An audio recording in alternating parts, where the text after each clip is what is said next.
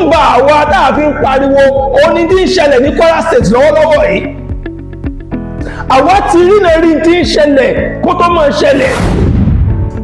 Owoade ẹ̀rù ń bà wọ́n bóyá kí n lẹ́rù ń bà wọ́n bóyá kí n ní ojú ń tì wọ́n láti yọjú sí Ìbàdàn pẹ̀lú àwọn programs tí wọ́n ṣe lọ ní ọ̀nà tí Ọ̀yọ́ town deserve tí kábíyèsí Owoade deserve ní Ọ̀yọ́ state mo fi adẹ́dàgbé àwọn fún wọn àwọn ni wọ́n fi ojú ọ̀nà yẹn gbolẹ̀.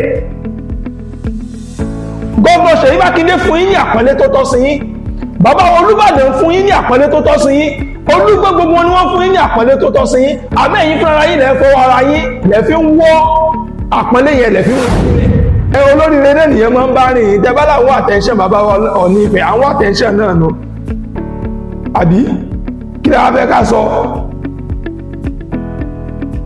orí òní dìdí láíláí òní táwa dúró tì ẹni tó ń pín ìran Yorùbá tó pín wa sọ́tọ̀ọ̀tọ̀ Aláàfin Ọ̀yọ́ ni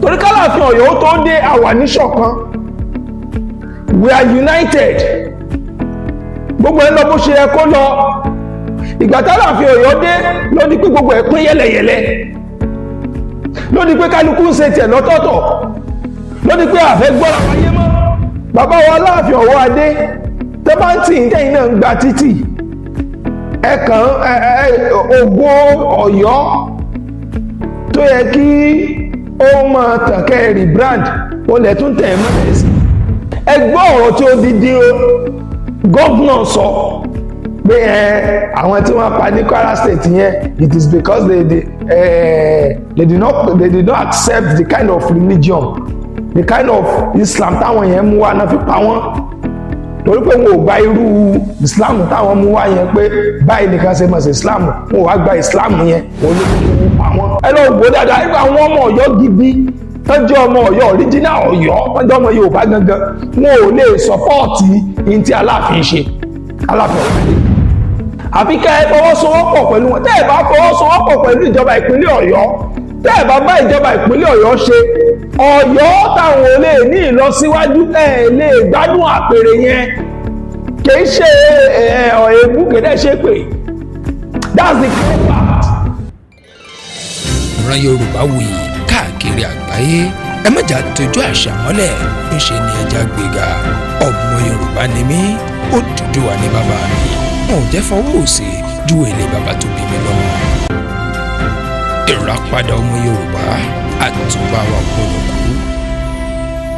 ìbà Olódùmarè ìbà gbogbo ajúnilọ mo ṣèbà ọmọdé mo ṣèbà bàbá mo kí gbogbo ọmọ káàrọ̀ òjìrè pátá nílé lóko lẹ́yìn òde gbogbo ibi tí ẹ ti ń láǹfààní látún ti máa gbọ́ mi lórí ètò tá a pè ní Ìràpadà ọmọ Yorùbá àtúbà wa gbọ́dọ̀ kú ṣàlàfíà ní bá gbogbo àmọ́ kí wọn ní kíkí tó lọ́lá jù wípé ẹ̀làbọ̀rú ẹ̀làbọ̀yè bọ̀ ṣiṣẹ́ ọmọọba Adéọlá Adéyẹyè Kíjìpá ọ̀rọ̀ òun náà ló kọ tèmi èmi amọlẹ́mi lọmọ bíbí wọn nídùú Ọ̀ṣun ọmọ àrùgbó oníbó ẹja kìkì ọ̀kasà ní ilẹ̀bẹ̀ èmi lọmọ Bálùfọ̀n aláyé mọ̀rẹ́ ọmọ onílẹ̀ kẹyìn ọmọ onílẹ̀ kẹsẹ̀gì èmi lọmọ aláṣọ mẹ́ta mọ̀fín ọ̀kan ṣe rú mi ọ̀kan ṣe wọ̀ mí ẹ̀kẹta ló ń ṣe bó lè rú mi bó lè wọ̀ mí sáà tiẹ̀ mójú mi dòde.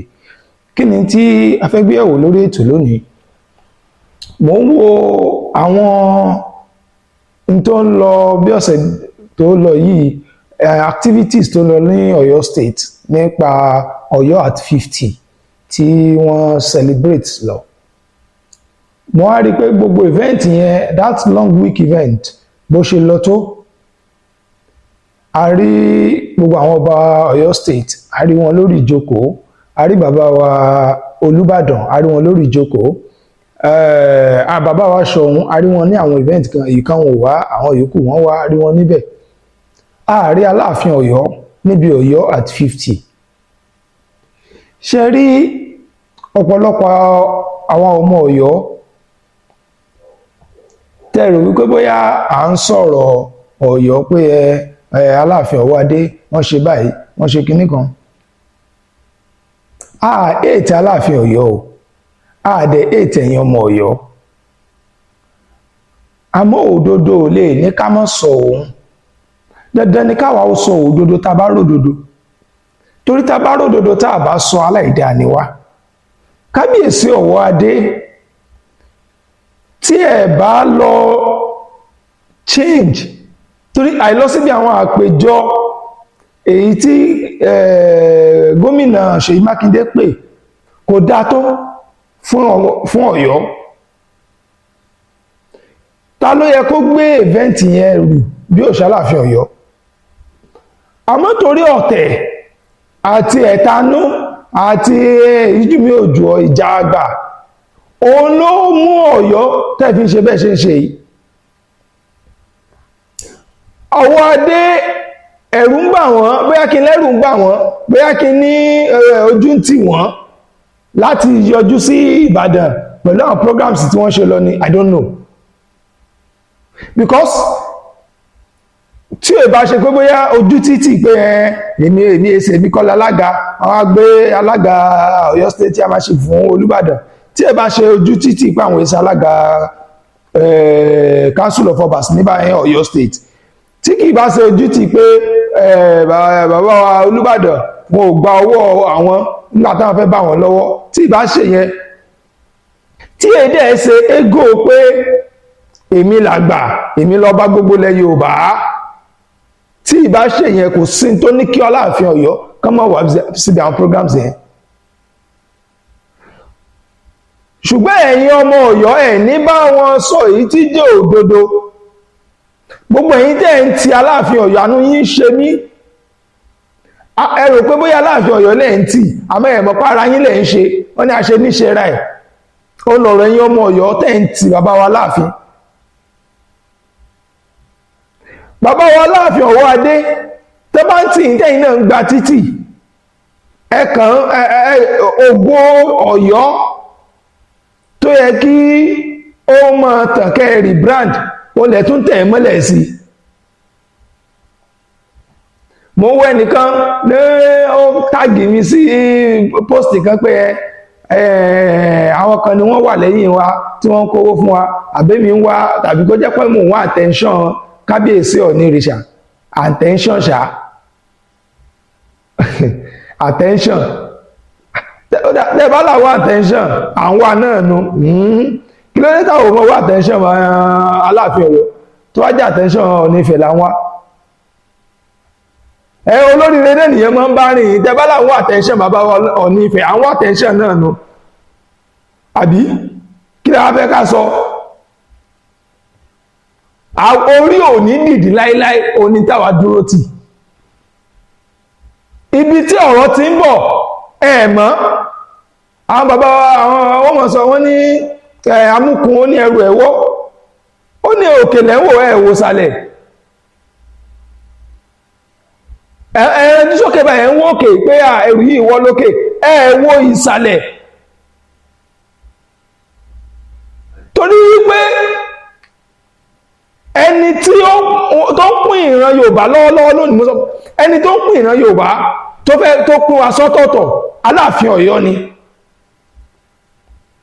Torí k'Aláàfin Ọ̀yọ́ ó tó dé àwa níṣọ̀kan, we are united. Gbogbo ẹ̀ lọ bó ṣe yẹ kó lọ. Ìgbà t'Aláàfin Ọ̀yọ́ dé ló di pé gbogbo ẹ̀ pín yẹ́lẹyẹ̀lẹ, ló di pé kálukú ń ṣe tiẹ̀ lọ́tọ̀ọ̀tọ̀, ló di pé àfẹ́ gbọ́ra wáyé mọ́. Ṣó yẹ kó rí bẹ́ẹ̀? Ó yẹ k'Aláàfin Ọ̀yọ́, ó yẹ kí wọ́n bring unity tó wà nílẹ̀ yẹn, ó yẹ ká tún jẹ́ kó strong sí ni. Kí wá ló dé? Gómìnà Ṣèyí Mákindé òun ló yàn yín sípò gẹ́gẹ́ bí ọba, wọ́n ní wọ́n dáfá ifá mú yín. Gómìnà Ṣèyí Mákindé ló gbé àpá àṣẹ lé yín lọ́wọ́. Gómìnà Ṣèyí Mákindé yẹn wá pé àpérò àpèjẹ àpèmú láti celebrate Ọ̀yọ́ tẹ́ ìjọba lé lórí at 50. Ẹ wá absent torí pé rò pé bóyá lọ́kàn tiyín lọ́dọ̀ tiyín ẹ̀yin wò pé wọ́n ń bìlítù yín, láì mọ̀ wípé ẹ̀yin gẹ́gẹ́ lẹ́ ń bìlítù ara yín. Àwọn Yorùbá bọ̀ àwọn bàbá wọn ní bí onígbà bá ṣe pé gbáì ni wọ́n ṣe bá pè é. Bí ẹ̀ bá sì rẹra ẹ̀ ńlẹ̀ dandan ni kí wọ́n gbéga, bọ̀ ẹni tó bá ti gbéra ìgá pé èmi ni èmi mo tó bá èmi ni wọ́n bring ẹni yẹn wọ́n gbé wálẹ̀ ni wọ́n bring ẹni yẹn wálẹ̀ ni. ṣé bẹ́ẹ̀ àgbàlagbà lẹ́ni ìgbéraga ọ̀dá nǹkan ẹni ìgbéraga ìgbéniṣẹ́lẹ̀. Nobody will respect anyone who is arrogant. ṣe rò pé àwọn ẹ̀kan wọ́n kàn sàdédé pọ́n Ọọ̀ni Ifẹ̀ lé ní rárá bàbá ṣiṣẹ́ fún ni.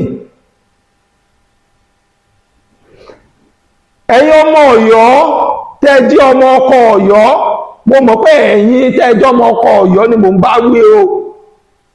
ẹ̀yin tẹ́ jẹ́ ọmọ ọkọ Ọ̀yọ́ ọmọ Yorùbá gidi mo mọ̀ wípé ẹ lè wà in support in tí kábíyèsí yín gan ṣe.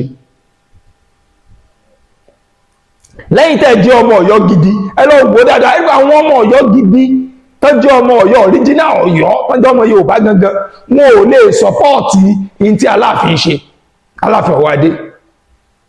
àwọn àtọ̀húnrìn wá tí wọ́n wá jẹ́jẹ́ wọn mix mọ́ ẹ̀jẹ̀ Yorùbá àwọn ìran bọ̀ọ̀bú àwọn ìran Fúlàní àwọn ìran Núpé tí ẹ̀jẹ̀ wọn mix mọ́ ti Yorùbá tán wà lọ́yọ̀ọ́ tán wá lẹ́tẹ́ tí wọ́n ti gbàgbé ìran wọn tán láwọn wá látọ̀yọ́ àwọn náà ni mọ̀dàrú ẹ lọ wò wọ́n dáadáa àwọn náà ni wọ́n ń kọ́ Aláàfin sí Ọọ̀ni Ifẹ̀.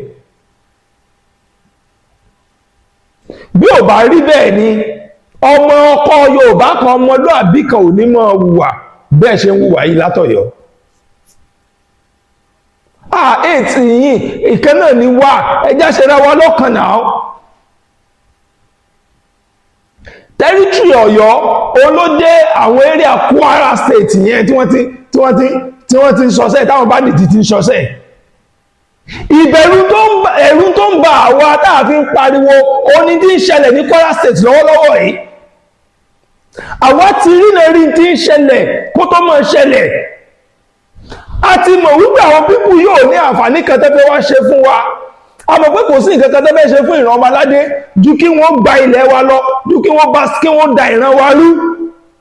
tactics ìran Fúlàní kí wọ́n fi da ìran wa rú òun ni gbogbo tí wọ́n gbé kalẹ̀ yìí. àmọ́ ẹ̀yin Ọ̀yọ́ ò fẹ́ rí lẹ́rí táwa ń rí. ẹ̀yin Ọ̀yọ́ ẹ fẹ́ rí lẹ́rí tí àwa ń rí wípé ògo ọmọ Yorùbá ògo ọmọ káàárọ̀ oòjíire òun ni àwọn pípù ìfẹ́ still àwọn ò sì ní gbà fún wọn àìwọ́ fẹ́ gbà fún wọn yẹn dandan ni wọ́n mọ̀ wá gbogbo ọ̀nà láti penetrate àárín wọn àwọn tí wọ́n kọ̀ síra wọn. ó ní nǹkan tí wọ́n fi Ọ̀yọ́ ṣe wọ́n fi Ọ̀yọ́ wọ́n fẹ́ di get back to gbogbo ọmọ Yorùbá pátápátá. Aláàfin Owoade náà àwọn náà wọ́n play to that game. ṣe tí wọ́n fẹ́ ta ìran yín fún Fúlàní ègé ni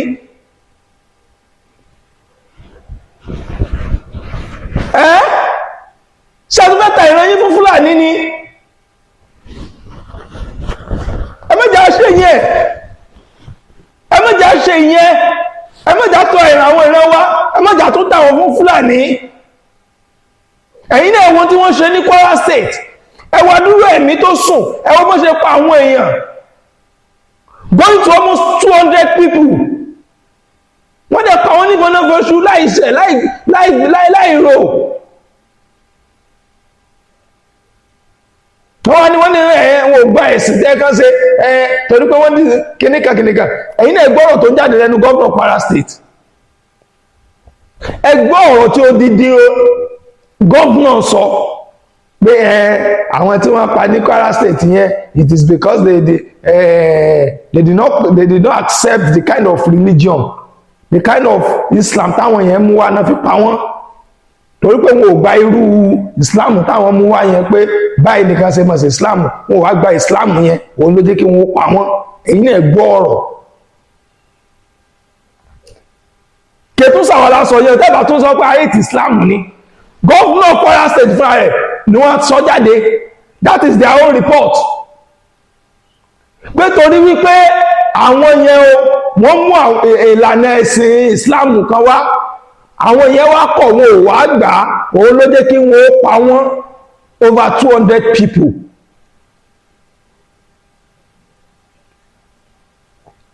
Over 200 people wọ́n dẹ̀ kidnap àwọn tó kù nítorí pé wọn ò gba ẹ̀sìn kan, ẹ̀sìn rán wọn lọ sọ́run. Irú ẹ̀sìn yẹn ẹlẹ́wọ́n ní káwa dákẹ́, káwa mọ́ sọ fáwọn ọmọ títí wa tó ń bọ̀, àwọn èèyàn tiwa tó ń bọ̀ pé àdánwò tó ń bẹ́ẹ̀ ní o, nǹkan tó ń bẹ́ẹ̀ ní o. This same ẹ̀sìn náà fi kọ́ ẹ̀yin ọmọ Yorùbá, wọ́n fi kọ́ ẹ̀yin wá síra wa. Wọ́n wá ń gba Ọ̀yọ́, wọ́n ń gba bẹ̀ wọlé, a sì lájúlẹ̀ àwọn òràn. Aláàfin Ọ̀yọ́, Alaafin Owoade, tẹ́ ẹ bá fẹ́ lo àpèrè yẹn ní ìrọwọ́rọsẹ̀, tẹ́ ẹ̀ ní problem ń bẹ̀, tẹ́ ẹ̀ ní tí ò ní sí wàhálà, àfi kẹ́ ẹ fọwọ́sowọ́pọ̀ pẹ̀lú ìjọba ìpínlẹ̀ Ọ̀yọ́ lórí àwọn òfin àti àwọn ìlànà tán bá tò kalẹ̀ fún ìdàgbàsókè ìpínlẹ̀ Ọ̀yọ́. Àfi kẹ́ ẹ fọwọ́sowọ́pọ̀ pẹ̀lú wọn. Tẹ́ ẹ bá fọwọ́sowọ́pọ̀ pẹ̀lú ìjọba ìpínlẹ̀ Ọ̀yọ́, tẹ́ ẹ bá bá ìjọba ìpínlẹ̀ Ọ̀yọ́ ṣe, Ọ̀yọ́ táwọn olè ní ìlọsíwájú lè gbádùn àpèrè yẹn. Kìí ṣe èébú, kìí ṣe pé that's the pure fact. Tẹ́ ẹ bá fọwọ́sowọ́pọ̀ pẹ̀lú ìjọba ìpínlẹ̀ Ọ̀yọ́, kábíyèsí Owoade, orí àpèrè yẹn lè gbádùn rẹ̀, wọ́n máa dà yín láàmú ni. Torí pé local government tẹ́ ẹ wà gangan fúnra rẹ̀, local government tí Ọ̀yọ́ wà fúnra rẹ̀, èyí tí gómìnà bá sọ òun ni wọ́n tẹ̀lé, òfin state làwọn tẹ̀lé. Local government tẹ́lẹ̀ sọ yẹn under chairman bẹ̀lẹ̀ yín wà. Tẹ́ ẹ bá ṣe tí chairman local government yẹn gan-an lè gbádùn àpèrè yẹn, ká mọ́ tí wàá sọ state governor. Ó ti rí bẹ́ẹ̀, kò sí tẹ́fẹ́ ṣe sí. Ó ti rí bẹ́ẹ̀, kò sí tẹ́fẹ́ ṣe sí. Ìjọba ti lágbára ju institution lọ́balọ́ba lọ, kò sí tẹ́fẹ́ ṣe sí. Kábíyèsí Alaafin Owoade, government ó lágbára ju ìjọba àwọn lọ́balọ́ba lọ, kò sí tẹ́fẹ́ ṣe sí wọ́n ti already destabilize ẹ̀. So ìjọba onídìtàmí anything tó bá ti ní ṣe pẹ̀lú lọ́balọ́ba. Ọba tó bá wà lòun ní bájọba ṣe, a jẹ́ pé kò fẹ́ ìdàgbàsókè fún ìlú ẹ̀ nìyẹn, a jẹ́ pé ọ̀tá ló fẹ́ jẹ́ fún àwọn ọmọ ìlú ẹ̀. Pàápàá jùlọ nígbà tí gómìnà yẹn tí è ṣe pé ó disrespect ẹ̀, tí è ṣe pé kò ó ní onítọ̀ba yẹn báwo. They gave you the due respect that you deserve in Oyo State, Kábíyèsí Owoade. Respect tẹ́ deserve, honor tẹ́ deserve wọ́n fún yín, ẹ̀yin lẹ́ ń fojú honor yẹn gbolẹ̀. Honor tí Ọ̀yọ́ town deserve, tí Kábíyèsí Owoade deserve ní Ọ̀yọ́ State, mo fi adẹ́dàgbé àwọn fún wọn. Àwọn ni wọ́n fi ojú honor yẹn gbolẹ̀. Gómìnà Ṣèyí Mákindé fún yín ní àpọ́nlé tó tọ́ sí yín, bàbá Olubadan fún yín ní àpọ́nlé tó tọ́ sí yín, Olúgbọ́n gbogbo ni wọ́n fún yín ní àpọ́nlé tó tọ́ sí yín. Àmọ́ ẹ̀yin fúnra yín lẹ́ fọwọ́ ara yín lẹ́ fi ń wọ́ àpọ́nlé yẹn, lẹ́ fi ń wọ́ nílẹ̀.